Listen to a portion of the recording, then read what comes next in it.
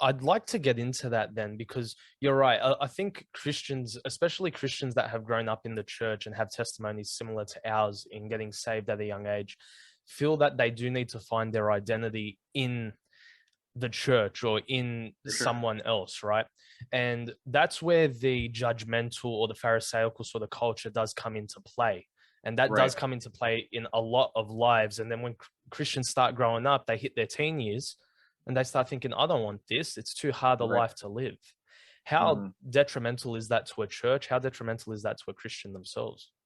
Yeah, for sure. I think it's extremely detrimental, and I think in a, I've been on this probably kick for a while. Mm, I think a lot of that, is a discipleship problem, okay. and for me, it's like I look at our churches and we're not. I just feel like we're not discipling well. All right. When we get saved, right? We're saved. We're baptized.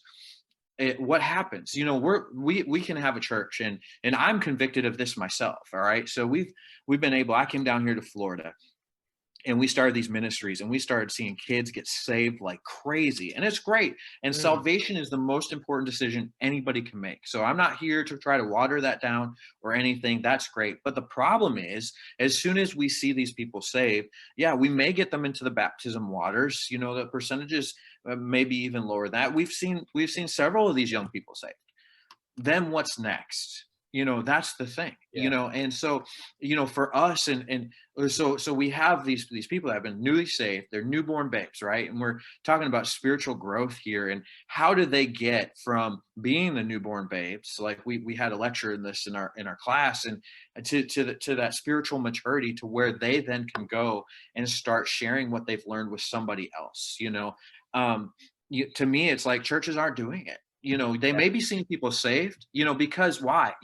They're important in the numbers. That's what they think is important. Well, I have 100 people saved. Well, I'd rather you have one person that gets saved, uh, follows the Lord in believers baptism, and then walks through life and with you, alongside of you, gets understands, what it means, and that they don't have to be out here trying to please man or live up to a certain standard.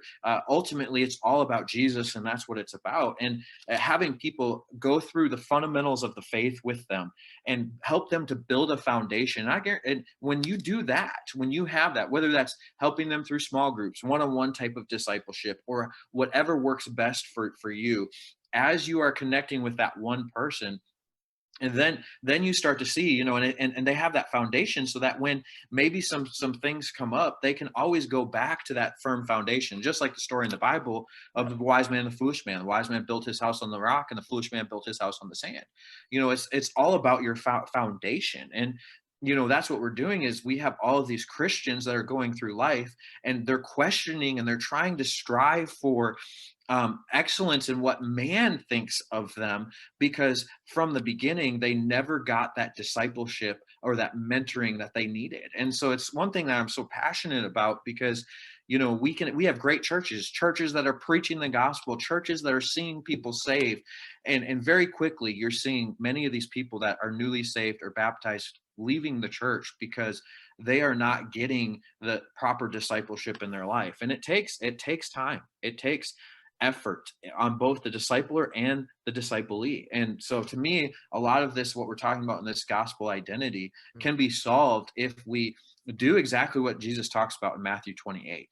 And there's a reason he's not just talking about salvation and baptism, but he's also talking about teaching and that discipleship process.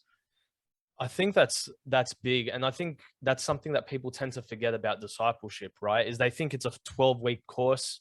You finish off Hmm. that 12-week course, and then they're done. They're good to go. You leave them as it be.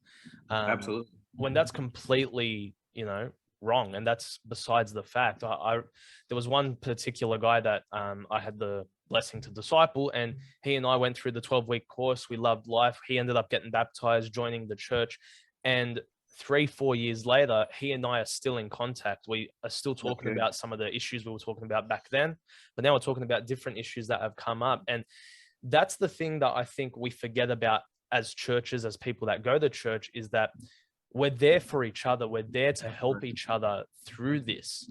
And it can be so easy to lose sight of the main purpose and the main goal of the church.